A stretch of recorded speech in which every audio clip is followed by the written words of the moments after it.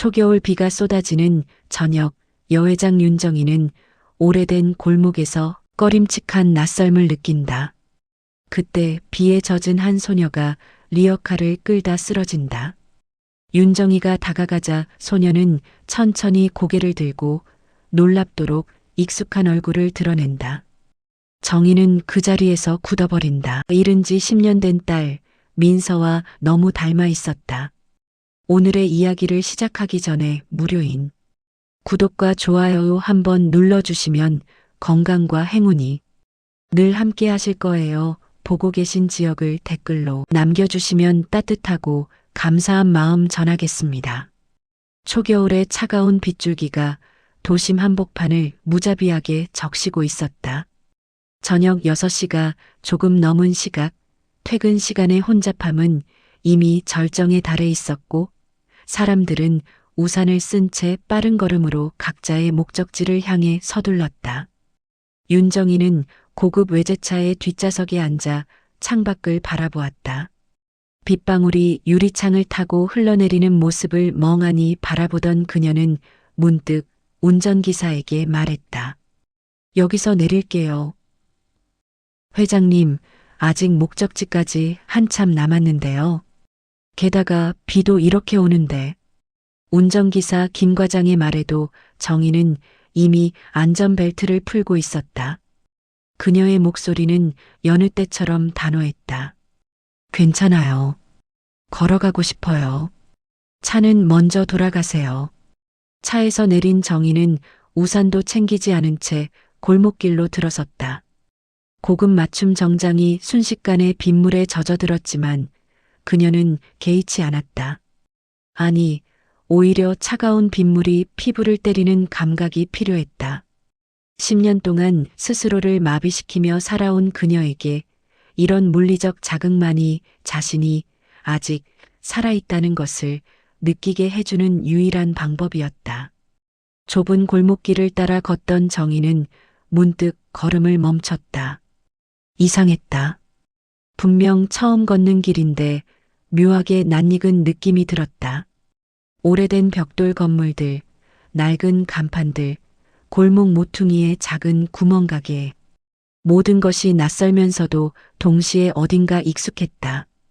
왜 이 길이 이렇게 낯익지? 정희는 자신도 모르게 중얼거렸다. 하지만 곧 고개를 저었다. 착각일 것이다.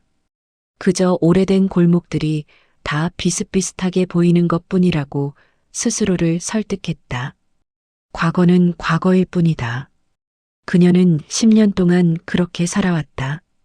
기억을 묻고 감정을 죽이고 오직 일에만 매진하며 성공한 기업인의 가면을 쓰고 살아왔다. 정희가 다시 걸음을 옮기려던 순간 저 앞쪽에서 이상한 소리가 들렸다. 낡은 바퀴가 굴러가는 소리, 무거운 짐이 흔들리는 소리. 그녀는 본능적으로 그쪽을 향해 시선을 돌렸다. 어둑한 골목 저편에서 한 소녀가 낡은 리어카를 끌고 오고 있었다. 리어카에는 폐지와 고물들이 가득 실려 있었고 소녀의 작은 몸집에 비해 짐은 너무 무거워 보였다.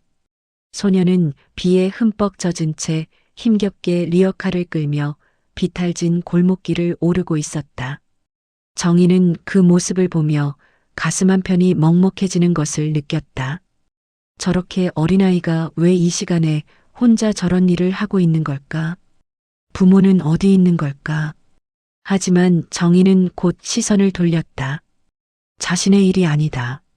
자신이 나서서 해결할 수 있는 일도 아니다. 그녀는 10년 동안 그렇게 다른 사람의 고통으로부터 스스로를 차단하며 살아왔다. 그런데 바로 그 순간이었다. 소녀가 미끄러졌다. 젖은 돌바닥에 발을 헛디딘 소녀는 균형을 잃으며 앞으로 고꾸라졌고 리어카는 옆으로 넘어지며 안에 실려있던 짐들이 골목길에 흩어졌다. 폐지 묶음들이 빗물 웅덩이에 떨어지고 깡통들이 요란한 소리를 내며 굴러다녔다. 정희는 자신도 모르게 소리를 지르며 달려갔다. 이성적인 판단이 아니었다. 몸이 먼저 반응한 것이었다. 고급 구두 뒤축이 젖은 돌바닥을 찍으며 그녀는 소녀에게 달려갔다. 괜찮아요? 다친 데는 없어요? 정희는 소녀 옆에 무릎을 꿇고 앉았다. 비싼 정장 바지가 흙탕물에 젖어들었지만 신경 쓸 겨를이 없었다. 소녀는 엎드린 채 움직이지 않았다. 정희의 심장이 빠르게 뛰기 시작했다. 얘야, 정신 차려. 어디 다쳤어? 정희는 조심스럽게 소녀의 어깨에 손을 얹었다. 소녀의 몸이 가늘게 떨리고 있었다. 추위 때문인지 놀람 때문인지 알 수 없었다. 정희가 소녀를 천천히 일으키려 하자 소녀가 마침내 움직이기 시작했다. 소녀는 천천히, 아주 천천히 고개를 들었다. 그리고 그 순간 세상이 멈춰버렸다. 가로등 불빛이 소녀의 얼굴을 비췄다. 빗물에 젖은 얼굴, 진흙이 묻은 볼, 흐트러진 머리카락. 하지만 정희의 눈에는 그 무엇도 보이지 않았다. 오직 소녀의 얼굴만이 전부였다. 정희의 숨이 목구멍에서 멎었다. 손이 떨리기 시작했다. 입술이 바짝 말라왔다. 민서야? 그 이름이 정희의 입에서 흘러나왔다. 10년 동안 단 한 번도 입 밖으로 내지 못했던 이름. 가슴 깊숙한 곳에 묻어두고 절대 꺼내지 않으려 했던 이름. 소녀는 정희를 똑바로 바라보았다. 그 눈빛. 정희는 그 눈빛을 알고 있었다. 맑으면서도 슬픔이 깃들어 있는 그 눈빛. 민서의 눈빛과 너무나 똑같았다. 이마 위쪽에 있는 작은 점까지. 민서에게도 똑같은 위치에 점이 있었다. 저를 아세요? 소녀가 조심스럽게 물었다. 목소리마저 민서를 닮았다. 정희는 한 발 뒤로 물러섰다. 이건 착각이다. 환각이다. 10년 동안 억눌러왔던 그리움이 만들어낸 환상이다. 그녀는 스스로에게 그렇게 말했다. 하지만 소녀는 여전히 그 자리에 있었다. 실체가 있었다. 빗물에 젖은 옷, 떨리는 몸, 무릎에 난 작은 상처에서 흐르는 피, 모두 현실이었다. 누구예요? 정희는 겨우 목소리를 짜냈다. 소녀는 천천히 일어서며 정희를 바라보았다. 소녀의 눈에서 무언가 복잡한 감정이 스쳐 지나갔다. 두려움, 슬픔, 그리고 희망? 저는 소녀가 입을 열려던 순간 멀리서 차 소리가 들렸다. 소녀는 본능적으로 몸을 움츠렸다. 마치 무언가로부터 도망치듯. 그 반응을 본 정희는 무언가 잘못되었다는 것을 직감했다. 무서워하지 마. 내가 도와줄게. 정희는 자신도 모르게 그렇게 말했다. 10년 만에 처음으로 다른 누군가를 돕겠다고 약속하는 순간이었다. 소녀는 정희의 눈을 들여다보았다. 긴 침묵이 흘렀다. 빗소리만이 두 사람 사이의 공간을 채웠다. 정말 도와주실 거예요? 소녀의 목소리에는 간절함이 묻어 있었다. 마치 오랜 시간 동안 혼자 무언가를 짊어지고 있었던 사람의 목소리 같았다. 정희는 고개를 끄덕였다. 그래, 약속할게. 정희가 그렇게 대답하는 순간 소녀의 눈에서 눈물이 흘러내렸다. 빗물인지 눈물인지 구분할 수 없었지만 소녀는 분명히 울고 있었다. 감사합니다. 정말 감사합니다. 소녀는 떨리는 목소리로 말했다. 정희는 소녀의 어깨에 손을 얹었다. 그 순간 그녀는 깨달았다. 이것은 우연이 아니었다. 이 골목길에 온 것도, 이 시간에 이곳에 있었던 것도, 소녀를 만난 것도, 모든 것이 필연이었다. 일단 여기서 나가자. 너무 추워. 따뜻한 데 가서 이야기하자. 정희는 소녀를 일으켜 세우며 말했다. 소녀는 고개를 끄덕였지만 흩어진 짐들을 바라보며 망설였다. 짐은 내가 나중에 사람 보내서 정리하게 할게. 지금은 내가 더 중요해. 정희의 단호한 말에 소녀는 더 이상 거부하지 않았다. 두 사람은 나란히 골목을 걸어 나왔다. 비는 여전히 내리고 있었고 세상은 어두웠다. 하지만 정희의 가슴 속에서는 10년 만에 처음으로 무언가가 움직이기 시작했다. 얼어붙었던 심장이 조금씩 녹기 시작했다. 외면하려 했던 과거가 다시 찾아왔다. 그리고 정희는 이번에는 도망치지 않기로 결심했다. 이 소녀가 누구든 무엇을 가져왔든 그녀는 마주할 준비가 되어 있었다. 골목을 빠져나온 두 사람 앞에 큰 도로가 펼쳐졌다. 정희는 택시를 잡기 위해 손을 들었고 곧 한 대의 택시가 멈춰섰다. 소녀를 먼저 태운 정희는 자신도 택시에 올라타며 운전기사에게 목적지를 말했다. 강남 쪽으로 가주세요. 제가 길 안내할게요. 택시가 출발하자 정희는 창밖을 바라보았다. 방금 걸어 나온 골목이 점점 멀어져 갔다. 하지만 그 골목에서 시작된 무언가는 이제 멈출 수 없을 것 같았다. 10년 전 정희는 딸 민서를 잃었다. 교통사고라고 했다. 갑작스러운 사고로 현장에서 즉사했다고 했다. 정희는 그날 이후로 무너졌다. 성공한 기업인이었던 그녀는 한순간에 모든 것을 잃은 사람이 되었다. 하지만 그녀는 무너진 채로 있을 수 없었다. 일어서야 했다. 회사를 지켜야 했다. 직원들을 책임져야 했다. 그래서 정희는 감정을 묻었다. 슬픔을 억눌렀다. 그리움을 차단했다. 민서의 방은 그대로 두었지만 절대 그 방 문을 열지 않았다. 민서의 사진은 모두 치웠다. 민서에 대한 이야기를 하는 사람이 있으면 대화를 끊었다.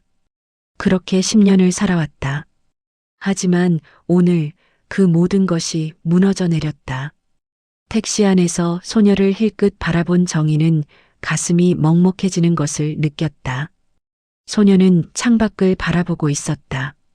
젖은 머리카락에서 물방울이 떨어지고 있었고 창문에는 소녀의 얼굴이 희미하게 비쳤다. 정희는 생각했다.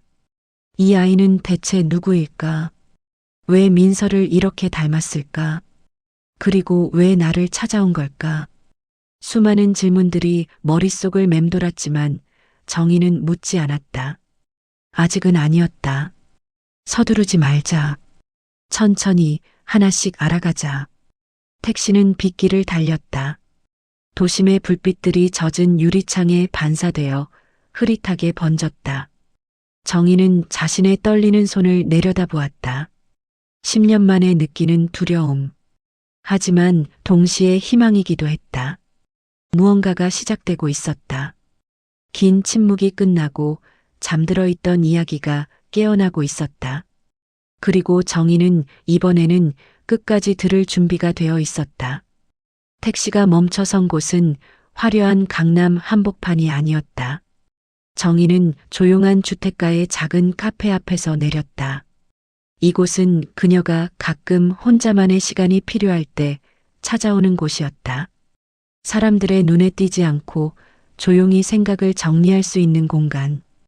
여기로 들어가자. 정희는 소녀에게 말하며 카페 문을 열었다. 따뜻한 공기가 두 사람을 맞이했다. 카페 안에는 손님이 거의 없었다. 구석 자리에 노부부 한 쌍과 노트북을 펼쳐놓고 작업 중인 젊은 남자 한 명뿐이었다. 어서 오세요. 카운터 안쪽에서 40대 중반으로 보이는 여성이 반갑게 인사했다. 이 카페의 주인 김선영이었다. 그녀는 정희를 알아보고 놀란 표정을 지었다. 회장님, 오늘은 혼자가 아니시네요. 네. 따뜻한 음료 2잔 부탁해요. 그리고 선영 씨, 우리 좀 조용히 있을 수 있게 해주세요. 정희의 말에 담긴 진중함을 느낀 선영은 고개를 끄덕였다. 알겠습니다. 안쪽 독립된 공간으로 안내해 드릴게요. 두 사람은 카페 안쪽의 작은 방으로 들어갔다. 미닫이 문이 달린 다다미방 스타일의 공간이었다. 정희는 소녀에게 앉으라고 손짓한 뒤 자신도 맞은편에 앉았다. 잠시 후 선영이 따뜻한 허브티 2잔과 수건을 가져왔다. 몸 좀 닦으세요. 감기 걸리시겠어요. 정희는 수건을 받아 소녀에게 건넸다. 소녀는 조심스럽게 수건을 받아 얼굴과 머리카락을 닦기 시작했다. 정희도 젖은 머리를 대충 말리며 소녀를 관찰했다. 이제 밝은 조명 아래에서 보니 소녀의 얼굴이 더 또렷하게 보였다. 16, 아니 17살쯤 되어 보였다. 민서가 죽었을 때의 나이와 비슷했다. 하지만 소녀의 얼굴에는 그 나이 또래가 가져야 할 밝음이 없었다. 대신 세상의 무게를 너무 일찍 짊어진 사람의 그늘이 드리워져 있었다. 이름이 뭐니? 정희가 조심스럽게 물었다. 소녀는 허브티 잔을 2손으로 감싸 쥐고 있다가 천천히 고개를 들었다. 서연이요. 강서연이에요. 서연이. 몇 살이니? 16이요. 16. 정희의 가슴이 철렁 내려앉았다. 민서가 떠났을 때가 17이었다. 눈앞에 이 소녀는 민서가 멈춰버린 그 시간을 살고 있었다. 가족은? 정희의 질문에 서연은 잠시 머뭇거렸다. 없어요. 혼자 살아요. 부모님은 어렸을 때 돌아가셨어요. 그 후로는 보육원에서 지냈어요. 작년에 나왔고요. 서연의 목소리에는 감정이 없었다. 마치 남의 이야기를 하는 것처럼 담담했다. 하지만 정희는 알 수 있었다. 그 담담함 뒤에 얼마나 많은 상처가 숨어 있는지. 그렇구나. 지금은 어디서? 고시원이요. 낮에는 폐지 줍고 밤에는 편의점 아르바이트 해요. 정희는 더 이상 묻지 않았다. 대신 따뜻한 차를 한 모금 마셨다. 캐모마일의 은은한 향이 긴장된 신경을 조금 풀어주었다. 서연도 조심스럽게 차를 마셨다. 잠시 침묵이 흘렀다. 밖에서는 빗소리가 들려왔다. 카페 안에는 잔잔한 피아노 선율이 흐르고 있었다. 정희는 시간을 주기로 했다. 서두르면 안 된다. 이 아이는 분명 무언가 말하고 싶은 것이 있을 것이다. 그렇지 않다면 자신을 찾아올 이유가 없다. 저기, 드디어 서연이 입을 열었다. 제가 드릴 게 있어요. 서연은 떨리는 손으로 자신의 낡은 가방을 열기 시작했다. 그 가방은 곳곳이 헤어지고 지퍼도 제대로 닫히지 않을 정도로 낡아 있었다. 서연은 가방 안쪽 깊은 곳을 더듬거렸다. 마치 무언가 소중한 것을 꺼내듯 조심스럽게. 정희는 숨을 죽이고 지켜보았다. 심장이 빠르게 뛰기 시작했다. 무엇이 나올지 알 수 없었지만 그것이 자신의 삶을 완전히 바꿔놓을 것이라는 예감이 들었다. 서연은 마침내 무언가를 꺼냈다. 투명한 비닐 지퍼백에 쌓인 작은 물건. 서연은 그것을 테이블 위에 조심스럽게 올려놓았다. 이걸 드리려고 했어요. 정희는 그것을 내려다보았다. 비닐 안에는 낡은 사진 한 장이 들어 있었다. 사진의 모서리는 닳아 있었고 색도 바래 있었다. 하지만 사진 속 인물들은 또렷하게 보였다. 정희의 손이 떨렸다.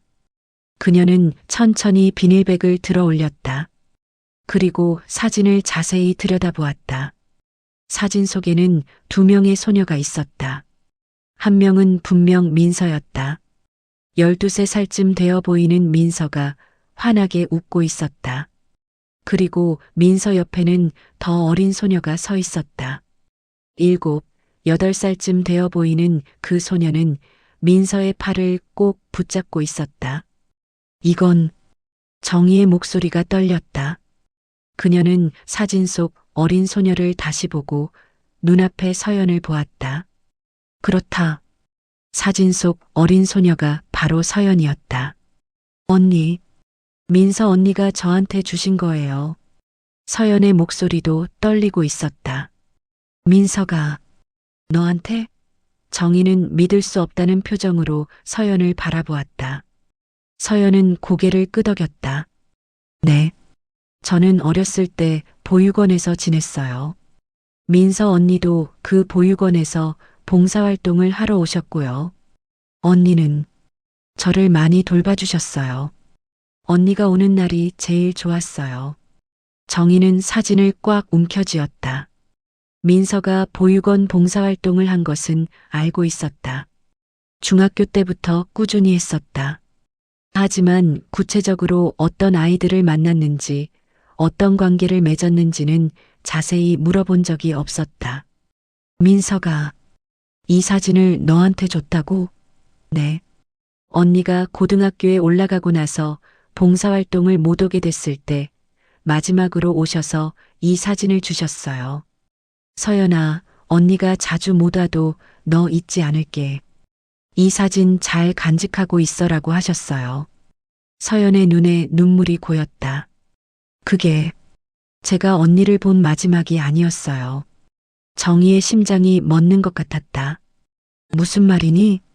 그 후로 몇 년이 지났어요. 저는 보육원을 나와서 혼자 살게 됐고요. 그러다가 그날 민서 언니를 다시 만났어요. 그날 정희의 목소리가 낮게 깔렸다. 서연은 떨리는 손으로 사진을 다시 집어들었다. 그리고 천천히 뒤집었다. 언니가 이걸 쓰셨어요. 사진 뒷면에는 무언가 글씨가 적혀 있었다. 바른 볼펜 자국. 정희는 사진을 받아들고 뒷면을 들여다보았다. 그 순간 세상이 다시 한번 멈췄다. 엄마에게 꼭 전해줘. 진실은 아직 끝나지 않았어. 마이너스 민서정희는 그 글씨를 알아보았다. 민서의 필체였다. 둥글둥글하면서도 또박또박한 글씨체. 민서는 항상 글씨를 예쁘게 쓰는 것을 좋아했다. 숙제를 할 때도, 일기를 쓸 때도, 편지를 쓸 때도. 이게 언제? 정희의 목소리는 거의 속삭임에 가까웠다. 손이 너무 떨려서 사진을 제대로 잡을 수가 없었다. 그날이요. 언니가 돌아가신 날이에요. 서연의 말에 정희는 숨이 멎었다. 민서가 죽은 날. 10년 전 그날. 정희의 세상이 무너진 그날. 무슨 소리니? 정희는 간신히 물었다.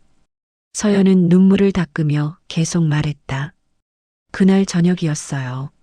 저는 편의점 아르바이트를 끝내고 집에 가는 길이었어요. 그런데 골목에서 누가 저를 불렀어요. 돌아보니 민서 언니였어요. 서연의 목소리가 점점 떨리기 시작했다. 언니는 너무 다급해 보였어요. 숨을 헐떡이고 계셨고 뭔가에 쫓기는 것 같았어요. 언니가 제 손을 꽉 잡고 이 사진을 꺼내셨어요. 그리고 뒷면에 급하게 뭔가를 쓰셨어요. 정희는 사진을 꽉 쥐었다. 너무 세게 쥐어서 손이 하얘졌다. 그리고 언니가 제게 말했어요. 서연아, 이거 엄마한테 꼭 전해줘. 꼭 약속해. 저는 무슨 일인지 몰라서 그냥 네 하고 대답했어요. 그런데 그때 서연은 잠시 말을 멈췄다. 그 기억이 너무 고통스러운 듯 했다. 그때 뭔가 소리가 났어요. 차 소리요. 언니는 깜짝 놀라며 저를 골목 안쪽으로 밀었어요. 숨어. 절대 나오면 안 되라고 하시면서요. 저는 겁이 나서 쓰레기통 뒤에 숨었어요. 정희의 눈에서 눈물이 흘러내렸다. 서연도 울고 있었다. 그리고 언니가 어두운 골목 밖으로 나가는 걸 봤어요.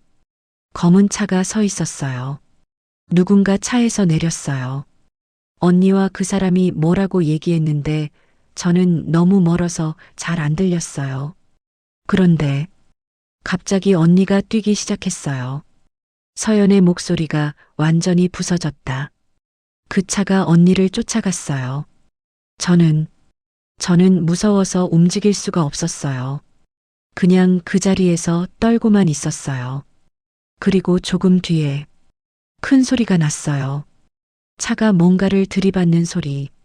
정희는 두 손으로 얼굴을 감쌌다. 온몸이 떨렸다. 10년 동안 억눌렀던 슬픔, 분노, 죄책감이 한꺼번에 터져나왔다. 왜 그때 말하지 않았어? 정희는 소리쳤다. 하지만 그 소리는 서연을 향한 것이 아니었다. 세상을 향한, 운명을 향한, 자기 자신을 향한 절규였다. 죄송해요. 죄송해요. 서연은 고개를 숙이고 계속 사과했다. 저는 너무 어렸고 너무 무서웠어요. 경찰이 와서 물어봤지만 저는 제대로 말하지 못했어요. 그냥 교통사고를 목격했다고만 했어요. 검은 차가 도망갔다고만 했어요. 제가 비겁해서, 제가 겁쟁이라서. 정희는 심호흡을 했다. 진정해야 했다. 서연을 탓할 수 없었다. 당시 8살이었던 아이가 무엇을 할 수 있었겠는가. 오히려 그 아이가 10년 동안 이 비밀을 홀로 짊어지고 있었다는 것이 가슴 아팠다. 미안해. 내가 소리를 질러서 미안해. 정희는 눈물을 닦으며 말했다. 서연은 고개를 들었다. 아니에요. 저야말로 진작 말씀드렸어야 했는데. 저는 오랫동안 회장님을 찾았어요. 근데 어떻게 찾아야 할지 몰랐어요. 민서 언니의 성만 알았지 연락처는 몰랐고 어디 사는지도 몰랐어요. 그런데 어떻게 나를. 작년에 우연히 뉴스에서 봤어요. 회장님이 어떤 행사에 나오신 걸 봤는데 민서 언니랑 너무 닮으셔서. 그래서 알아봤어요. 윤정희 회장님이시라는 걸. 그리고 민서 언니가 회장님의 딸이셨다는 것도. 정희는 사진을 다시 들여다보았다. 민서의 글씨. 진실은 아직 끝나지 않았어. 무슨 뜻일까? 민서는 무엇을 알았던 걸까? 왜 쫓기고 있었던 걸까? 서연아. 정희는 차분하게 말했다. 지금부터 내가 묻는 것에 대해 기억나는 대로 다 말해줄 수 있겠니? 작은 것 하나라도 놓치지 말고. 서연은 고개를 끄덕였다. 네. 다 말씀드릴게요. 저도 이제는 진실을 밝혀야 한다고 생각해요. 정희는 허브티를 한 모금 더 마셨다. 정신을 차려야 했다. 감정에 휩싸여서는 안 됐다. 지금부터는 냉정하게, 이성적으로 접근해야 했다. 그 차는 어떻게 생겼니? 검은색 승용차였어요. 큰 차였어요. 번호판은. 죄송해요. 기억이 안 나요. 차에서 내린 사람은 남자였어요. 키가 크고 검은 옷을 입고 있었어요. 얼굴은 잘 안 보였어요. 민서가 그 사람한테 뭐라고 했는지 기억나니? 서연은 눈을 감고 기억을 더듬었다. 잘은 안 들렸는데. 안 되라는 말을 계속하신 것 같아요. 이건 안 돼. 뭐 그런. 정희는 메모를 하기 시작했다. 스마트폰을 꺼내 노트 앱에 하나하나 기록했다. 검은 승용차. 남자. 이건 안 되라는 말. 단서는 너무 적었다. 하지만 없는 것보다는 나았다. 민서가 그 전에 이상한 행동을 한 적은 없었니? 보육원에서 봉사할 때? 언니는 항상 밝으셨는데 마지막 몇 번은 좀 심각해 보이셨어요. 뭔가 고민이 있으신 것 같았어요. 한 번은 전화를 받으시는데 목소리가 떨리셨어요. 정희는 더 많은 것을 알고 싶었다. 하지만 서연은 당시 너무 어렸고 기억할 수 있는 것도 한계가 있었다. 서연아, 이 사진. 10년 동안 잘 간직해줘서 고마워. 정희는 진심으로 말했다. 서연은 처음으로 작게 미소 지었다. 언니와의 약속이었으니까요. 두 사람은 다시 침묵 속에 앉아 있었다. 하지만 이번 침묵은 처음과 달랐다. 이제 두 사람은 같은 목표를 가지고 있었다. 진실을 밝히는 것. 민서가 마지막으로 남긴 메시지의 의미를 찾는 것. 밖에서는 여전히 비가 내리고 있었다. 정희는 창문을 바라보았다. 빗방울이 유리를 타고 흘러내렸다. 마치 눈물처럼. 민서야. 정희는 속으로 딸에게 말을 건넸다. 엄마가 이제야 들었어. 내가 남긴 메시지를. 조금 늦었지만 엄마가 끝까지 진실을 밝혀낼게. 약속할게. 정희의 손 안에서 사진이 따뜻해지는 것 같았다. 10년 만에 딸로부터 받은 마지막 선물. 이것은 시작이었다. 긴 여정의 첫걸음. 카페를 나선 두 사람은 다시 빗속을 걸었다. 비는 조금 잦아들었지만 여전히 내리고 있었다. 정희는 서연을 자신의 집으로 데려가기로 했다. 아까 보낸 운전기사에게 연락을 했다. 김 과장, 지금 어디예요? 다시 와줄 수 있어요? 네, 회장님. 바로 가겠습니다. 10분쯤 지나 검은색 세단이 카페 앞에 섰다. 정희는 서연을 뒷좌석에 먼저 태우고 자신도 올라탔다. 집으로 갈까요? 운전기사의 질문에 정희는 잠시 망설였다. 집. 10년 동안 민서의 흔적을 지운 그곳. 민서의 방문을 열지 못한 채 살아온 그곳. 과연 지금 그곳으로 가는 것이 맞을까? 하지만 정희는 고개를 끄덕였다. 네. 집으로 가요. 차는 조용히 출발했다. 서연은 창밖을 바라보고 있었다. 정희는 서연의 옆모습을 흘끗 보았다. 민서와 너무 닮았다. 아니, 닮은 것은 얼굴만이 아니었다. 어딘가 슬픈 눈빛까지. 서연아. 정희가 조용히 불렀다. 네. 무섭지 않니? 뭐가요? 진실을 밝히는 것. 10년 전 그날의 진실을. 서연은 잠시 생각하더니 대답했다. 무서워요. 많이. 근데 더 무서운 건 모르는 채로 사는 거예요. 정희는 고개를 끄덕였다. 맞는 말이었다. 모르는 것이 더 무섭다. 불확실성이 사람을 잠식한다. 진실이 아무리 고통스럽더라도 모르는 것보다는 낫다. 차는 한강을 건넜다. 다리 위에서 내려다본 강물은 검게 흐르고 있었다. 빗방울이 수면을 때렸다. 정희는 문득 10년 전이 떠올랐다. 민서가 사라진 날. 그날도 비가 왔다. 경찰에게서 전화를 받았다. 교통사고. 현장에서 즉사. 정희는 달려갔다. 병원 영안실. 하얀 천으로 덮인 작은 몸. 천을 걷었을 때의 충격. 민서였다. 하지만 민서가 아니었다. 그 고요한 얼굴은 민서를 닮았지만 민서가 아니었다. 민서는 항상 웃었다. 항상 말을 했다. 항상 움직였다. 저렇게 조용할 수가 없었다. 아니야. 우리 딸이 아니야. 정희는 그렇게 중얼거렸다.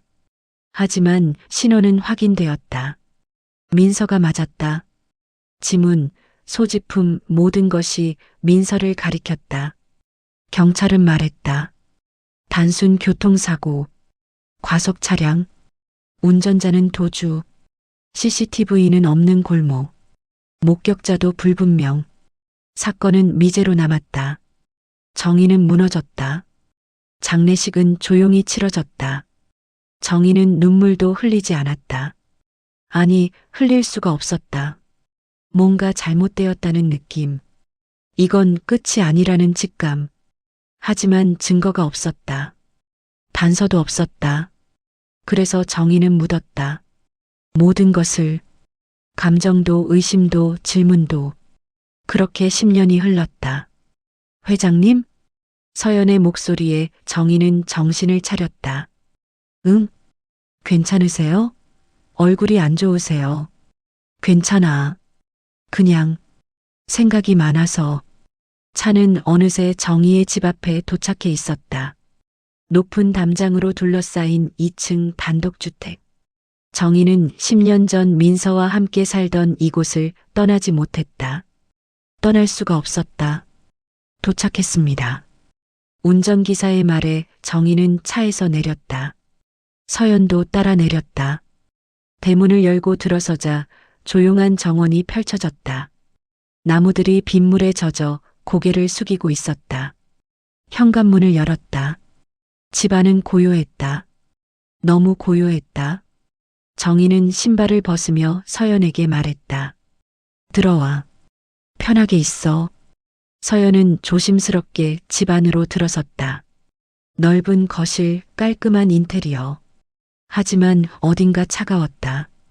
사람이 사는 집 같지 않았다. 앉아. 따뜻한 거 가져올게. 정희는 주방으로 갔다. 냉장고를 열었다. 거의 비어 있었다. 우유 한 팩, 생수 몇 병. 정희는 거의 집에서 식사를 하지 않았다. 혼자 먹는 밥은 의미가 없었다. 물을 끓여 차를 우렸다. 서연에게 가져다 주었다. 고마워요. 서연은 차를 받아들었다. 두 사람은 소파에 앉았다. 침묵이 흘렀다. 밖에서는 빗소리만 들렸다. 정희는 결심했다. 이제 물어야 한다. 더 깊이, 더 자세히. 서연아, 좀 더 말해줄래? 그날의 일을. 서연은 차를 한 모금 마시고 천천히 말하기 시작했다. 그날, 민서 언니를 만나기 전에 이상한 일이 있었어요. 이상한 일? 네. 제가 편의점 아르바이트를 하고 있었는데 한 남자가 계속 밖에서 서성거렸어요. 가게 안을 들여다보면서요. 정희는 몸을 앞으로 기울였다. 어떻게 생긴 사람이었니? 잘은 못 봤어요. 모자를 깊이 눌러 쓰고 있었거든요. 근데 키가 크고 덩치가 좋았어요. 그 사람이 뭔가 했니? 아니요. 그냥 서성거리다가 갔어요. 근데 제가 아르바이트 끝나고 나왔을 때 그 사람이 좀 멀리서 저를 보고 있는 것 같았어요. 정희의 눈빛이 날카로워졌다. 따라왔니? 잘 모르겠어요. 확실하지 않아요. 근데 그때 민서 언니가 나타나셨어요. 골목 어귀에서 저를 불렀어요. 서연은 잠시 말을 멈췄다. 숨을 깊이 들이쉬었다. 언니는 정말 다급해 보였어요. 숨을 헐떡이고 계속 뒤를 돌아보고 서연아, 너 지금 집에 가는 거지? 조심해. 혹시 이상한 사람 보면 바로 도망쳐라고 하셨어요. 민서가 그렇게 말했다고? 네. 그때는 무슨 말인지 몰랐어요. 근데 지금 생각해보면 언니도 누군가한테 쫓기고 있었던 것 같아요. 정희는 주먹을 꽉 쥐었다. 민서가 위험에 처해 있었다. 그리고 그 위험은 서연에게까지 미칠 수 있었다. 민서는 그걸 알았다. 그리고 언니가 그 사진을 꺼내셨어요.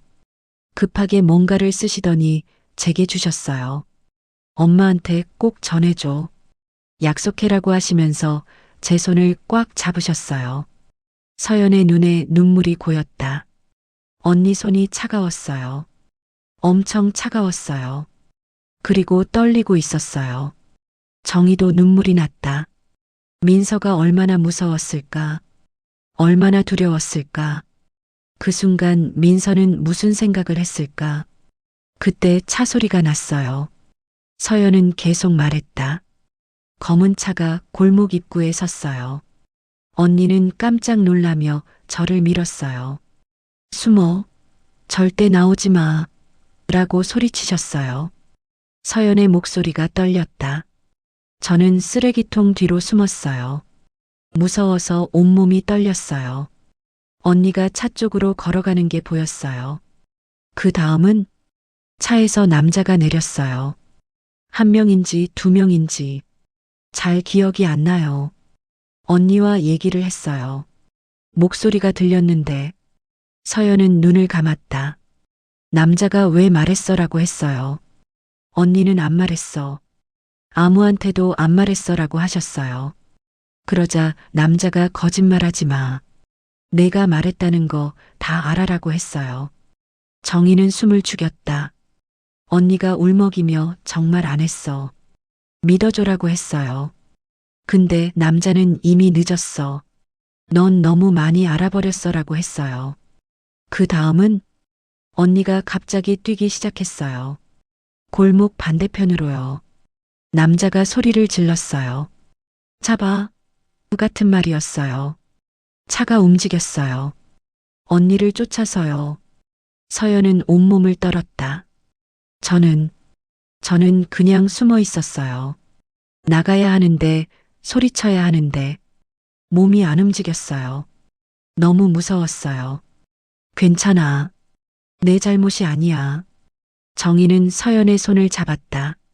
조금 지나서 큰 소리가 났어요. 쾅 하는 소리. 뭔가 부서지는 소리. 그리고 조용해졌어요. 그 다음은 사람들이 모이기 시작했어요. 비명소리, 누가 119에 전화하는 소리. 저는 그제야 쓰레기통 뒤에서 나왔어요. 사람들 사이로 봤어요. 언니가 쓰러져 있는 걸. 서연은 흐느끼기 시작했다. 피가 많았어요. 언니는 움직이지 않았어요. 저는 다가가고 싶었는데 발이 안 떨어졌어요.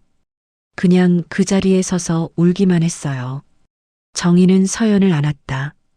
서연은 정희의 품에서 소리내어 울었다. 10년 동안 참아왔던 눈물, 죄책감, 두려움, 모든 것이 터져나왔다. 정희도 울었다. 두 사람은 한참을 그렇게 있었다. 빗소리만이 그들을 감싸고 있었다. 시간이 얼마나 지났을까? 서연이 먼저 몸을 떼었다. 죄송해요. 옷 다 젖었어요. 괜찮아. 신경 쓰지 마. 정희는 눈물을 닦았다. 정신을 차려야 했다. 감정에만 빠져 있을 수 없었다. 서연아, 그 검은 차, 혹시 그 차가 어디로 갔는지 봤니? 아니요. 사고가 나고 나서는 못 봤어요. 그리고 경찰이 왔을 때 경찰이 저한테도 물어봤어요. 뭘 봤냐고. 근데 저는 제대로 말하지 못했어요. 뭐라고 했는데 차가 언니를 치고 도망갔다고만 했어요. 검은 차였다고. 근데 그 전에 무슨 일이 있었는지는 말하지 못했어요. 왜? 서연은 고개를 숙였다. 무서웠어요. 만약에 제가 다 말하면 저도 위험해질 것 같았어요. 그 남자들이 저를 찾아올 것 같았어요. 정희는 이해했다. 8살 아이가 할 수 있는 선택이었다. 그리고 하나 더 있어요. 뭔데? 그날 밤 제가 자고 있는데 누가 문을 두드렸어요. 정희는 온몸이 얼어붙었다. 누구였어? 모르겠어요. 문을 안 열었거든요. 근데 밖에서 남자 목소리가 들렸어요. 애가 있는 거 다 알아. 문 열어라고 했어요. 그 다음은 저는 너무 무서워서 이불을 뒤집어 쓰고 숨었어요. 한참 후에 발소리가 멀어졌어요. 그날 밤 한숨도 못 잤어요. 정희는 분노가 치밀었다. 누구인가? 누가 민서를 죽였는가? 누가 8살 아이를 위협했는가? 그 후로는 다음날 짐을 싸서 도망쳤어요. 보육원 선생님들한테도 말 안 하고요. 그냥 사라졌어요. 어디로 갔는데? 이곳저곳이요. 친구 집, 찜질방, 거리. 일주일 정도 숨어 다녔어요. 그러다가 괜찮아진 것 같아서 돌아갔어요. 그 사람들은 다시는 안 나타났어요. 근데 가끔 느꼈어요. 누가 저를 지켜보는 것 같은 느낌. 그래서 보육원에서도 오래 못 있었어요. 15에 나와서 혼자 살기 시작했어요. 정희는 생각했다. 만약 서연의 느낌이 맞다면, 만약 정말 누군가 지켜보고 있었다면, 그들은 아직도 있을지 모른다. 서연아, 지금도 그런 느낌 들리? 서연은 잠시 생각하더니 고개를 저었다. 최근에는 안 그래요. 근데 확실하지 않아요. 정희는 결심했다. 오늘부터 너 여기서 지내. 네. 혼자 두면 위험해. 만약 누군가 널 지켜보고 있다면 그들은 내가 나를 찾아온 걸 알 수도 있어. 서연은 당황했다. 근데 제가 여기 있으면 회장님이 위험해지는 거 아니에요? 정희는 쓴웃음을 지었다. 나는 이미 모든 걸 잃었어. 더 잃을 게 없어. 오히려 이제 되찾을 일만 남았지. 정희는 일어섰다. 씻고 쉬어. 그리고 내일부터 우리 함께 진실을 찾아보자. 무슨 일부터 할 거예요? 정희는 창밖을 바라보았다. 민서가 왜 죽어야 했는지, 민서가 뭘 알았는지, 그걸 먼저 알아내야 해. 서연도 일어섰다. 저도 도울게요. 위험할 수 있어. 괜찮아요. 저는 이미 10년 동안 도망쳤어요. 이제는 맞서고 싶어요. 정희는 서연을 바라보았다. 16살 소녀. 하지만 눈빛은 단단했다. 민서를 닮았다. 고마워. 정희는 진심으로 말했다. 밤이 깊어갔다. 비는 그쳤다. 하지만 두 사람의 여정은 이제 시작이었다. 정희는 혼자 거실에 남아 생각에 잠겼다. 왜 말했어? 넌 너무 많이 알아버렸어. 민서는 무엇을 알았을까? 누구에게 말했을까? 아니, 말하지 않았다고 했다. 그럼 왜 그들은 민서가 말했다고 생각했을까? 정희는 고개를 들었다. 2층을 올려다보았다. 민서의 방. 10년 동안 문을 열지 못한 그곳. 정희는 천천히 계단을 올랐다. 복도 끝. 민서의 방문 앞에 섰다. 손을 들었다. 손잡이를 잡았다. 떨렸다. 민서야. 정희는 속삭였다. 엄마가 들어가도 될까? 대답은 없었다. 하지만 정희는 문을 열었다. 10년 만에 방 안은 그대로였다. 먼지가 쌓여 있었지만 모든 것이 그날 그대로였다. 책상, 침대, 책들. 정희는 방 안으로 들어갔다. 민서의 냄새가 희미하게 남아있는 것 같았다. 책상에 앉았다. 서랍을 조심스럽게 열었다. 노트, 펜, 작은 소품들. 그리고 일기장. 정희는 일기장을 꺼냈다. 펼쳤다. 민서의 글씨. 10년 전 그날로부터 며칠 전의 일기. 오늘 이상한 일을 봤다. 회사에서. 엄마는 모르는 것 같다. 어떻게 해야 하지? 말해야 하나? 말하면 엄마가 힘들어질까? 아니면 말하지 않아야 하나? 말하지 않으면 나쁜 일이 계속될까? 정희의 손이 떨렸다. 회사에서. 민서가 회사에서 무언가를 봤다. 정희의 회사. 뭘 본 거니, 민서야? 정희는 울먹였다. 뭘 본 거야? 일기장을 계속 읽었다. 아빠한테 물어봤다. 아빠는 조심하라고 했다. 함부로 말하지 말라고. 위험하다고. 근데 그게 맞는 걸까? 나쁜 걸 보고도 모른 척하는 게 맞는 걸까? 아빠, 정희의 전남편, 민서의 아버지. 둘은 5년 전 이혼했다. 그 사람도 민서의 죽음 후 연락이 끊겼다. 정희는 일기를 더 읽고 싶었지만 충격이 너무 컸다. 손이 떨려서 글자가 제대로 보이지 않았다. 일기장을 조심스럽게 덮었다. 내일 다시 읽자. 더 차분하게. 정희는 일어섰다. 방을 나서며 뒤를 돌아보았다. 기다려, 민서야. 엄마가 꼭 밝혀낼게. 문을 닫았다. 복도를 걸었다. 서연이 묵을 방 앞을 지나갔다. 불이 꺼져 있었다. 잠든 모양이었다. 정희는 자신의 방으로 갔다. 하지만 잠이 오지 않았다. 창밖을 바라보았다. 별이 없었다. 구름이 하늘을 덮고 있었다. 하지만 정희는 알았다. 구름 너머 별은 있다. 보이지 않아도, 진실도 그렇다. 숨겨져 있어도 언젠가 드러난다. 정희는 눈을 감았다. 내일을 준비했다. 긴 싸움이 시작될 것이다. 하지만 정희는 준비되어 있었다. 10년을 기다렸다. 이제 끝을 볼 시간이었다. 아침 햇살이 창문을 통해 들어왔다. 정희는 새벽에 깨어 다시 민서의 방으로 올라갔다.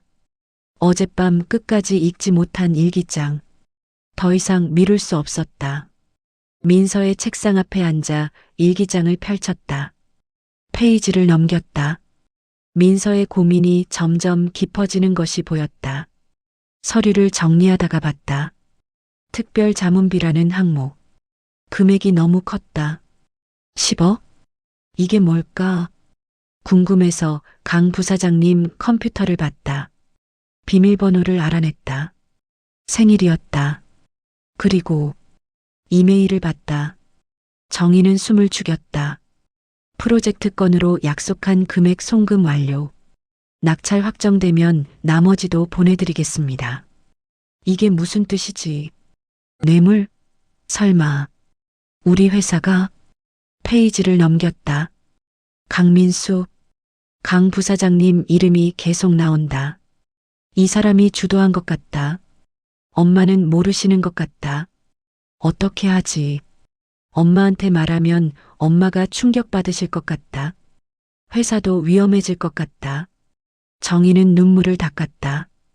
강민수, 그 이름, 민서의 일기장에 적혀 있었다. 마지막 페이지를 읽었다. 결심했다. 증거를 모아서 USB에 저장했다. 이메일 캡처, 계약서 사본, 전부. 이걸 누군가한테 전해야 한다. 경찰? 검찰? 근데 엄마한테 먼저 말해야 할 것 같다. 내일 용기 내서 말씀드려야지. 그날이 민서가 죽은 날이었다. 정희는 일기장을 덮고 서랍을 더 뒤졌다. USB. 민서가 말한 USB. 어디 있을까?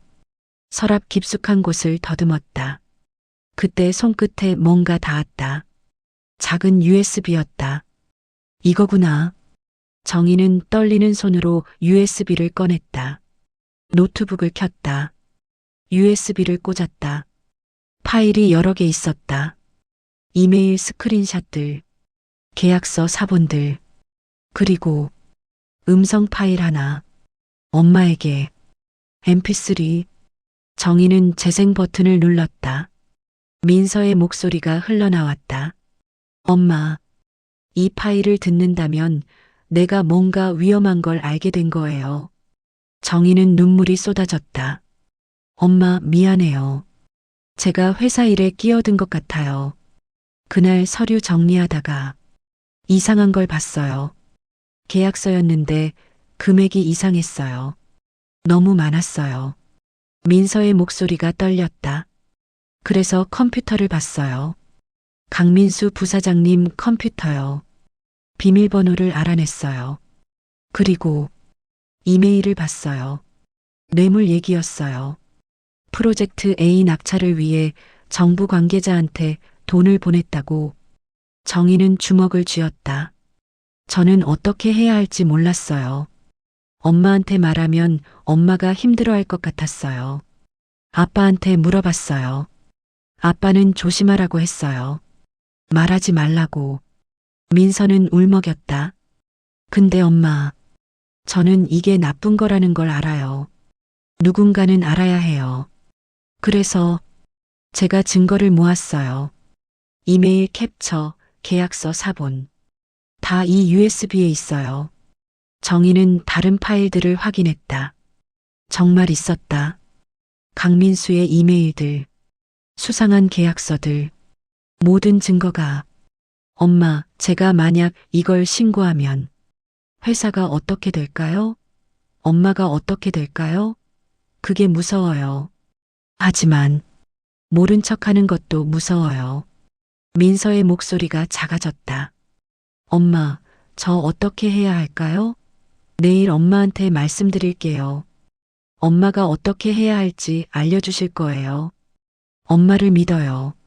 녹음이 끝났다. 정희는 책상에 엎드려 울었다. 소리내어 울었다. 민서는 혼자 고민했다. 혼자 짊어졌다. 그리고 혼자 죽었다. 말하기도 전에 미안해. 민서야. 미안해. 정희는 계속 사과했다. 왜 몰랐을까? 왜 물어보지 않았을까? 왜 그냥 지나쳤을까? 문이 열렸다. 서연이 들어왔다. 회장님. 서연은 정희를 안았다. 두 사람은 한참을 그렇게 있었다. 시간이 흘렀다. 정희는 눈물을 닦았다. 서연아. 네. 민서가 용감했어. 네. 나도 용감해야겠어. 정희는 USB를 꺼냈다. 이걸로 끝낼 거야. 어떻게요? 정희는 생각했다. 먼저 10년 전 일을 확인해야 해. 회사 기록을. 그리고 강민수를 찾아야 해. 두 사람은 아래층으로 내려갔다. 간단히 식사를 했다. 정희는 계획을 세웠다. 오늘 회사에 가서 10년 전 기록을 찾아볼 거야. 제가 같이 갈까요? 아니, 넌 집에 있어. 혼자 나다니면 위험해. 서연은 고개를 끄덕였다. 정희는 회사로 향했다. 운전하며 생각했다. 10년 전, 당시 회사에는 무슨 일이 있었나? 기억을 더듬었다. 큰 프로젝트가 있었다. 정부 발주 건물, 수백억 규모, 경쟁이 치열했다. 그리고 정의의 회사가 따냈다. 그때 부사장이 강민수였다. 지금은 퇴사하고 없는 사람. 정의는 회사에 도착했다. 주차장에서 내려 엘리베이터를 탔다. 최상층, 회장실, 비서 김미연이 맞이했다. 회장님, 오늘 일정 확인하셨죠? 미연 씨, 잠깐 시간 있어? 네, 물론이죠. 회장실로 와. 두 사람은 회장실로 들어갔다. 문을 닫았다. 10년 전 회사 기록 찾을 수 있어? 10년 전이요? 어떤 기록 말씀이신가요? 프로젝트 문서, 계약서, 인사 기록. 전부. 미연은 잠시 생각했다. 아카이브실에 있을 거예요. 근데 무슨 일 있으세요? 확인하고 싶은 게 있어. 조용히 해줘. 알겠습니다. 미연이 나갔다. 정희는 창밖을 봤다. 서울 시내가 한눈에 들어왔다. 높은 곳이었다. 하지만 진실은 더 깊은 곳에 있었다. 1시간 후 미연이 돌아왔다. 박스 2개를 들고 10년 전 주요 문서들이에요. 고마워. 나 혼자 볼게. 미연이 나가고 정희는 박스를 열었다. 먼지 냄새가 났다. 서류들이 가득했다. 하나씩 뒤졌다. 계약서, 회의록, 이메일 출력본. 그리고 찾았다. 특별 자문비 지급 내역. 항목을 봤다. 금액이 컸다. 10억 단위. 수신자 이름은 없었다. 코드명만. 프로젝트 A 관련 자물료. 날짜를 확인했다. 민서가 죽기 1달 전. 정희는 숨이 막혔다. 다른 문서를 찾았다. 회의록이 있었다. 참석자 윤정희 회장, 강민수 부사장, 재무이사 박준혁. 내용 프로젝트 A 낙찰 관련 전략 회의. 정희는 기억을 더듬었다. 그 회의, 기억난다. 하지만 구체적 내용은 희미했다. 휴대폰을 꺼냈다. 박준혁에게 전화했다. 지금은 다른 회사로 옮긴 상태. 여보세요? 준혁 씨, 나야. 윤정희. 회장님? 오랜만이네요. 지금 시간 돼? 만나고 싶은데. 지금요? 급하신가요? 응. 중요한 얘기야. 알겠습니다. 어디로 갈까요? 압구정 그 카페. 알지? 네, 1시간 후에 뵐게요. 전화를 끊었다.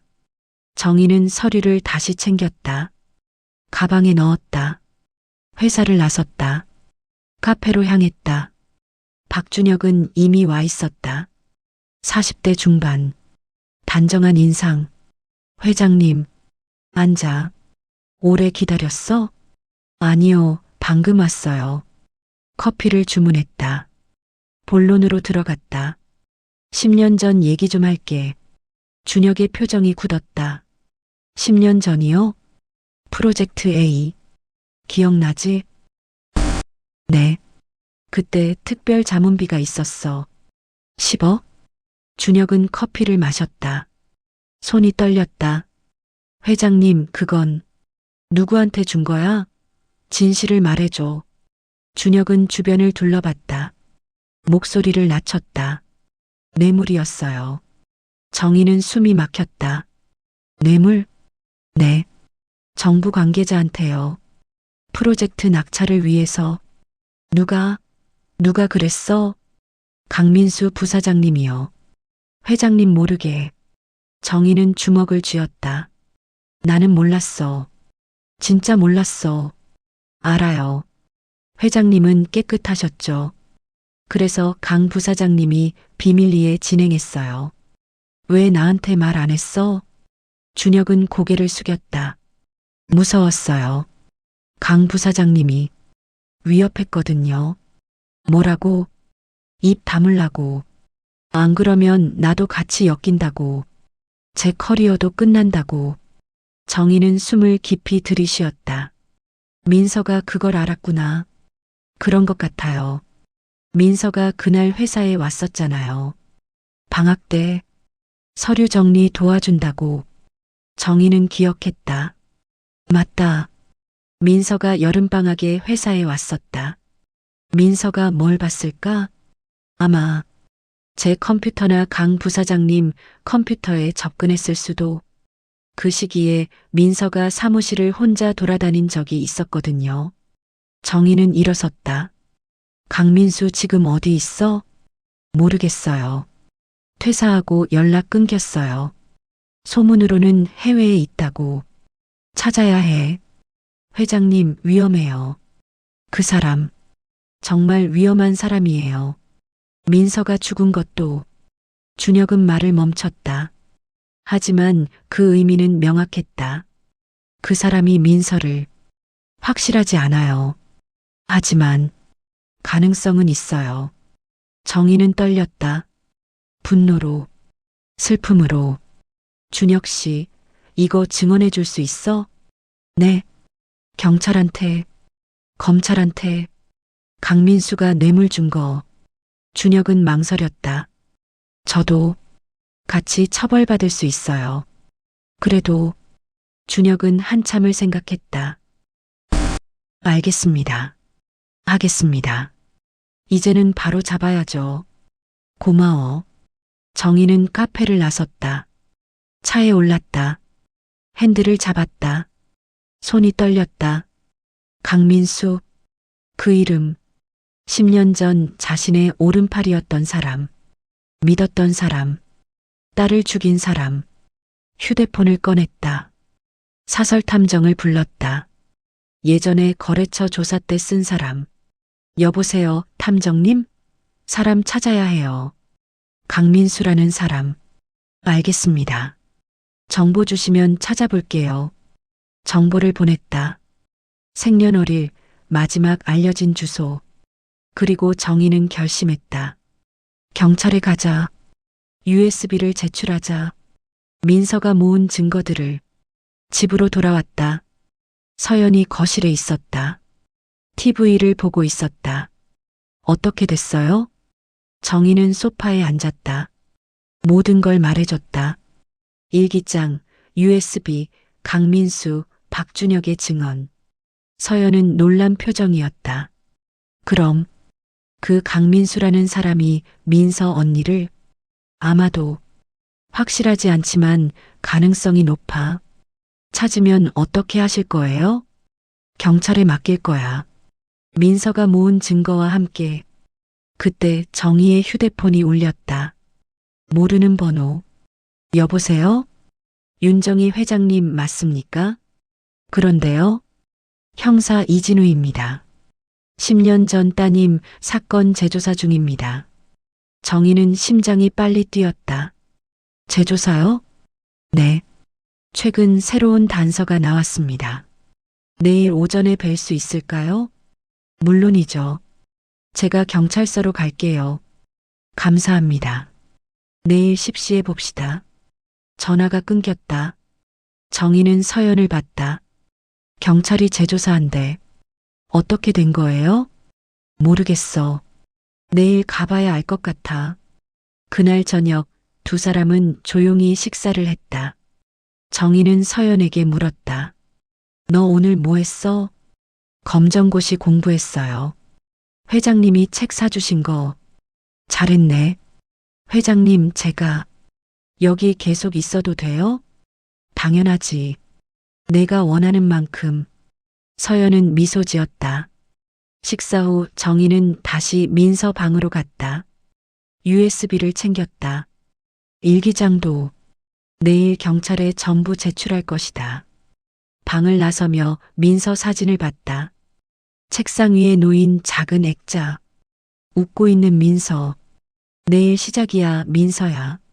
진실을 밝히는 일. 정희는 사진을 쓰다듬었다. 조금만 기다려. 엄마가 끝낼게. 밤이 깊었다. 정희는 침대에 누웠다. 이번에는 잠이 왔다. 꿈을 꿨다. 민서가 나왔다. 웃고 있었다. 잘하고 있어, 엄마. 고마워, 민서야. 이제 거의 다 왔어. 응, 알아. 엄마, 사계속 오후 1240 사랑해. 나도 사랑해. 아침이 밝았다. 새로운 날. 정희는 일찍 일어났다. 준비를 했다. 서연도 일어났다. 오늘 같이 갈게요. 응, 같이 가자. 두 사람은 경찰서로 향했다.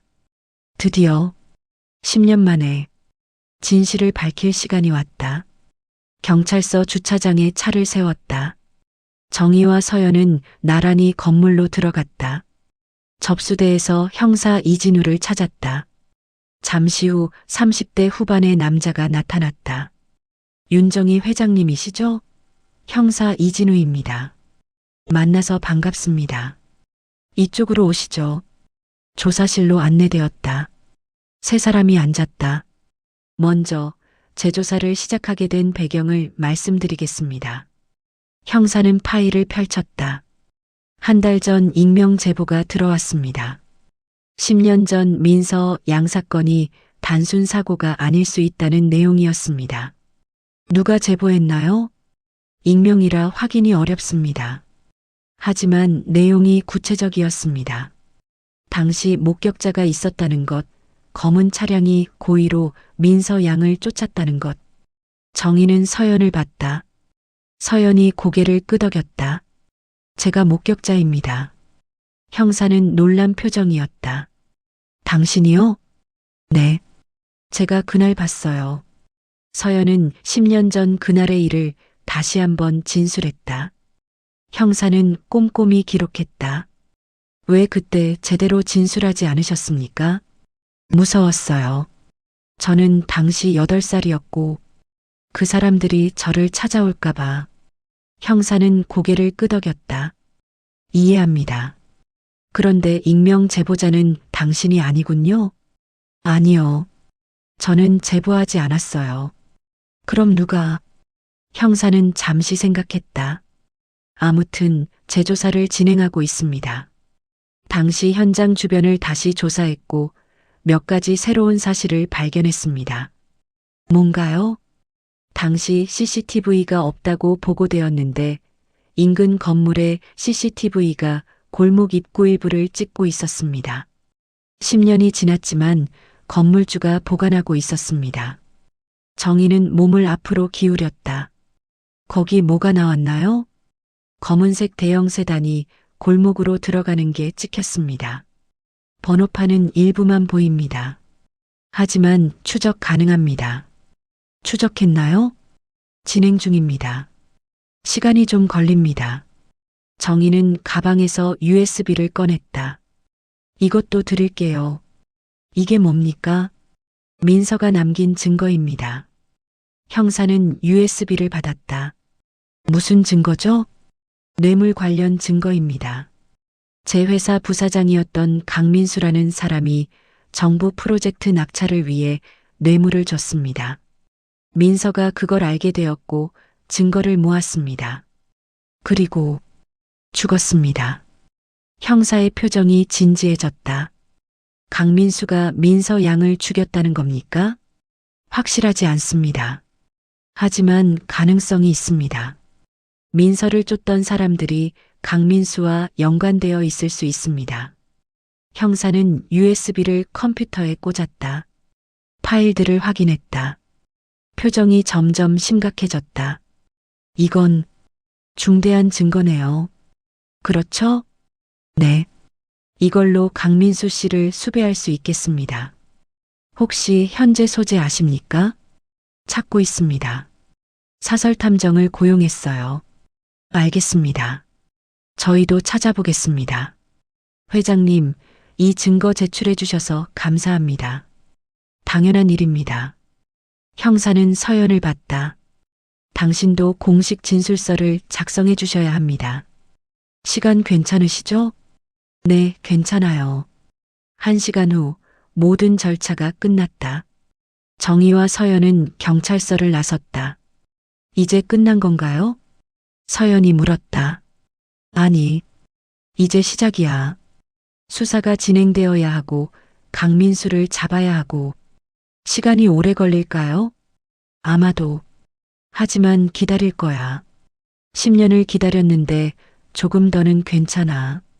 두 사람은 차에 올랐다. 정희는 어디론가 차를 몰았다. 어디 가세요? 보여줄 곳이 있어. 차는 서울을 벗어나 경기도로 향했다. 1시간쯤 달렸다. 한적한 시골길. 양쪽으로 논밭이 펼쳐졌다. 작은 묘지가 나타났다. 정희는 차를 세웠다. 여기가 어디예요? 민서가 있는 곳. 두 사람은 묘지로 걸어 들어갔다. 조용했다. 바람만 불었다. 정희는 한 묘 앞에 멈췄다. 사랑하는 딸 윤민서. 서연은 숨을 죽였다. 정희는 무릎을 꿇고 앉았다. 민서야. 정희의 목소리가 떨렸다. 엄마가 왔어. 그리고 내 친구도 데려왔어. 서연도 무릎을 꿇었다. 눈물이 흘렀다. 언니, 저예요. 서연이에요. 드디어 약속 지켰어요. 엄마한테 전달했어요. 바람이 불었다. 나뭇잎들이 흔들렸다. 민서야, 엄마가 이제야 알았어. 내가 얼마나 힘들었는지, 얼마나 무서웠는지. 정희는 눈물을 닦았다. 미안해. 엄마가 몰라줘서, 엄마가 물어보지 않아서. 침묵이 흘렀다. 근데 말이야. 엄마 이제 알았어. 내가 얼마나 용감한 아이였는지. 내가 옳은 걸 하려고 했다는 거. 정희는 미소 지었다. 자랑스러워. 정말. 서연도 말했다. 언니, 저도 이제야 용기 냈어요. 10년 걸렸지만 엄마한테 전달했어요. 언니가 맡긴 거. 두 사람은 한참을 그렇게 앉아 있었다. 시간이 천천히 흘렀다. 해가 중천에 떠올랐다. 따뜻했다. 민서야, 엄마가 이제 살아갈게. 제대로. 내가 원했던 대로. 서연이도 잘 돌볼게. 우리 함께 살 거야. 정희는 일어섰다. 서연도 일어섰다. 가자. 민서도 우리가 앞으로 나아가길 원할 거야. 집으로 돌아오는 길. 차 안에서 서연이 물었다. 회장님은 이제 어떻게 하실 거예요? 정희는 생각했다. 회사는 정리할 거야. 깨끗하게. 강민수가 한 일들 전부 바로잡을 거야. 그럼 일은요? 계속하겠지. 하지만 방법을 바꿀 거야. 민서가 자랑스러워할 방법으로. 서연은 고개를 끄덕였다. 저는요? 정희는 서연을 봤다. 너는 학교 가야지. 네, 학교. 공부해야지. 넌 아직 16이잖아. 하지만 저는 걱정 마. 내가 도와줄게. 학교도 생활도 대학도. 서연은 놀란 표정이었다. 정말요? 그럼 우리 이제 가족이잖아. 서연의 눈에서 눈물이 흘렀다. 하지만 슬픈 눈물은 아니었다. 감사해요. 정말. 집에 도착했다. 두 사람은 거실에 앉았다.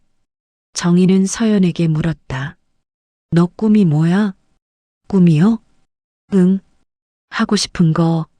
서연은 잠시 생각했다. 잘 모르겠어요.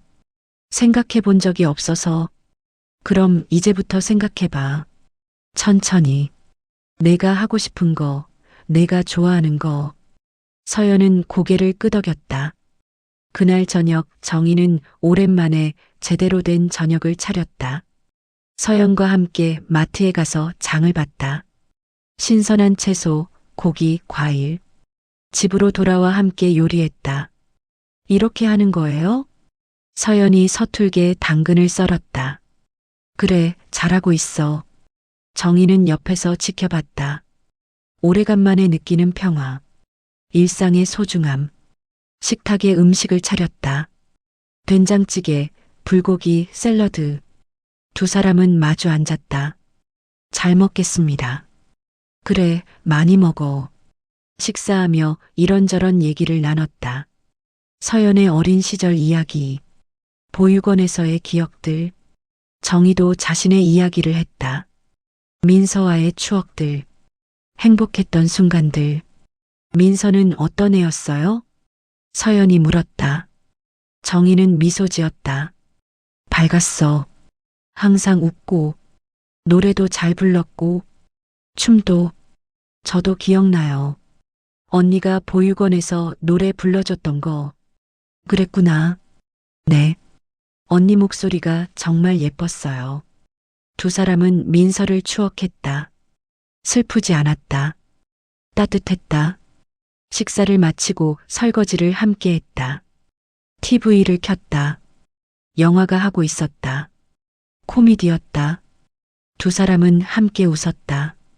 한 달이 흘렀다. 형사에게서 연락이 왔다. 회장님, 강민수 씨 국내 입국 포착했습니다. 정말요? 네.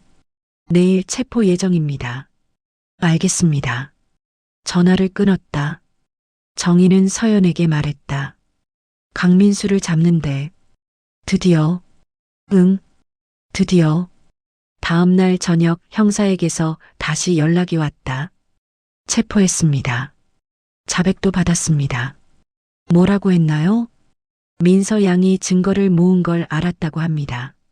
누군가한테 말할까봐 협박하려 했다고. 하지만 민서 양이 도망쳤고 차로 쫓다가 사고가 났다고. 고의였나요? 애매합니다. 강민수는 사고라고 주장합니다. 하지만 검찰은 살인으로 기소할 예정입니다. 재판은요? 2달 후 시작됩니다. 알겠습니다. 감사합니다. 정희는 서연에게 모든 걸 말했다. 이제 정말 끝나가네요. 응. 조금만 더 기다리자. 2달 후 재판이 시작되었다. 정희와 서연은 방청석에 앉았다. 강민수가 피고석에 들어왔다. 초췌해 보였다. 정희와 눈이 마주쳤다. 강민수는 고개를 숙였다. 재판이 진행됐다. 증거 제시, 증인 신문, 박준혁도 증인으로 나왔다. 모든 것이 명확했다. 마지막 날 강민수의 최후 진술이 있었다. 변명하지 않겠습니다. 그의 목소리가 떨렸다. 제가 욕심을 부렸습니다. 돈 때문에 나쁜 짓을 했습니다. 그리고 무고한 사람이 죽었습니다. 정희는 눈을 감았다. 윤 회장님께 민서에게 용서를 구합니다. 용서받을 수 없다는 걸 압니다. 하지만 죄송합니다. 재판은 끝났다. 일주일 후 판결이 나왔다. 징역 15년. 정희는 판결을 듣고 법원을 나섰다. 어떠세요? 서연이 물었다. 정희는 잠시 생각했다. 속이 시원하지는 않아. 민서가 돌아오는 건 아니니까. 그럼요. 근데 이제 끝났다는 안도감은 있어. 진실이 밝혀졌으니까. 두 사람은 차에 올랐다. 어디 갈까? 민서한테 가요. 다시 묘지로 향했다. 민서의 묘 앞에 섰다. 민서야. 정희가 말했다. 다 끝났어. 진실이 밝혀졌어. 강민수는 벌을 받았어. 바람이 불었다. 따뜻한 바람. 엄마가 이제 널 보내줄게. 붙잡고 있지 않을게. 정희는 눈물을 닦았다. 대신 기억할게. 계속 내가 얼마나 소중한 아이였는지, 얼마나 용감했는지. 서연도 말했다. 언니, 저도 이제 잘 살게요. 회장님, 아니, 이모랑 함께. 언니가 지켜봐 주세요. 해가 졌다. 어둠이 내렸다. 하지만 무섭지 않았다. 가자. 두 사람은 묘지를 나섰다. 차 안에서 정희가 말했다. 서연아, 우리 내일 뭐 할까? 내일이요? 응. 뭐 하고 싶어? 서연은 생각했다. 영화 볼래요. 같이. 그리고 맛있는 거 먹으러 가요. 정희는 웃었다. 좋아. 그러자. 집에 돌아왔다. 두 사람은 거실에 앉았다. 정희는 서연에게 물었다. 너 요즘 학교 어때? 좋아요. 친구도 생겼어요. 잘 됐다. 이모 덕분이에요. 이모가 저를 받아줘서. 정희는 서연의 손을 잡았다. 나야말로 고마워. 내가 와줘서. 민서가 널 보내줘서. 밤이 깊었다. 서연이 먼저 일어섰다. 자러 갈게요. 내일 학교 일찍 가야 해서. 그래, 푹 자. 이모도요. 사랑해요. 나도 사랑해. 서연이 올라가고 정희는 혼자 거실에 남았다. 창밖을 바라봤다. 별이 보였다. 밝게 빛나고 있었다. 정희는 미소 지었다. 민서야. 속삭였다. 고마워. 엄마한테 돌아와줘서. 서연이를 보내줘서. 덕분에 엄마 다시 살 수 있을 것 같아. 창밖에 별 하나가 유난히 밝게 빛났다. 마치 대답하는 것처럼. 정희는 자리에서 일어났다. 2층으로 올라갔다. 민서의 방 앞을 지나갔다. 문을 열었다. 방 안으로 들어갔다. 더 이상 무섭지 않았다. 슬프지도 않았다. 그저 그리웠다. 책상에 앉아 민서의 물건들을 하나씩 만졌다. 잘 자, 민서야. 불을 끄고 나왔다. 방문을 닫았다. 자신의 방으로 갔다. 침대에 누웠다. 편안했다. 10년 만에 처음으로 눈을 감았다. 꿈을 꿨다. 민서가 나왔다. 환하게 웃고 있었다. 잘했어, 엄마. 고마워, 민서야. 이제 행복해도 돼. 응, 알아. 엄마 사랑해. 나도 사랑해. 많이. 아침이 밝았다. 새로운 날. 정희는 일어났다. 커튼을 열었다. 햇살이 들어왔다. 좋은 아침. 혼잣말이었다. 하지만 누군가에게 하는 말 같았다. 민서에게, 서연에게, 자기 자신에게. 아래층에서 소리가 들렸다. 서연이 아침을 준비하는 소리. 정희는 미소 지었다. 내려갔다. 좋은 아침. 좋은 아침이에요, 이모. 오늘 학교 끝나고 뭐해? 숙제 좀 하고. 친구들이랑 도서관 가기로 했어요. 그래. 즐겁게 보내. 이모는요? 나 회사 가야지. 일이 쌓여 있어. 너무 무리하지 마세요. 응. 고마워. 두 사람은 함께 아침을 먹었다. 평범한 아침. 하지만 소중한 시간. 식사를 마치고 각자의 하루를 시작했다. 서연은 학교로, 정희는 회사로. 평범한 일상. 하지만 그것이 가장 소중했다. 정희는 운전하며 생각했다. 민서가 떠난 후 10년 동안 얼어붙어 있었다. 하지만 이제는 다르다. 다시 살아가고 있다. 다시 사랑하고 있다. 다시 희망을 품고 있다. 고마워, 민서야. 정희는 속으로 말했다. 내 덕분이야. 전부 회사에 도착했다. 비서 미연이 반겼다. 회장님, 오늘 일정 많으세요. 알아. 하나씩 해나가자. 네. 첫 번째 회의는 일상이 계속되었다. 하지만 이제는 달랐다. 정희는 살아있었다. 진짜로. 점심시간에 서연에게서 문자가 왔다. 이모, 오늘 수학시험 잘 봤어요. 저녁에 얘기해요. 정희는 미소 지으며 답장했다. 잘했어. 저녁에 내가 좋아하는 거 먹자. 와, 고마워요. 사랑해요. 나도. 정희는 휴대폰을 내려놓았다. 창밖을 바라보았다. 하늘이 맑았다. 구름 한 점 없었다. 오늘도 좋은 날이네. 혼잣말이었다. 하지만 진심이었다. 저녁이 되었다. 정희는 일찍 퇴근했다. 집으로 돌아가는 길, 마트에 들러 장을 봤다. 신선한 재료들, 서연이 좋아하는 것들. 집에 도착하니 서연이 이미 와 있었다. 이모, 왔어? 시험 어땠어? 좋았어요. 다 맞은 것 같아요. 잘했네. 오늘 내가 좋아하는 스테이크 해줄게. 와, 최고예요. 두 사람은 함께 요리를 시작했다. 웃음소리가 집안을 채웠다. 10년 만에 처음으로 이 집에 다시 생기가 돌았다. 저녁 식사, 맛있는 음식, 즐거운 대화, 행복한 시간. 식사 후 두 사람은 거실에 앉아 TV를 봤다. 서연은 정희에게 기대어 앉았다. 이모, 응? 행복해요. 정말. 정희는 서연의 머리를 쓰다듬었다. 나도. 많이. 이렇게 계속 함께 있을 수 있죠? 당연하지. 우리 가족이잖아. 감사해요. 이모가 저를 받아줘서 나야말로 고마워. 내가 와줘서 밤이 깊었다. 서연이 먼저 자러 갔다. 정희는 혼자 남아 창밖을 바라보았다.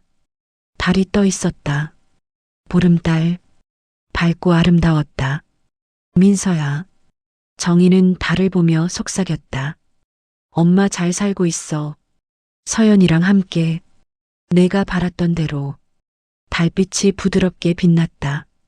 행복해. 다시 내 덕분에. 정희는 미소 지었다. 잘 자, 민서야. 사랑해.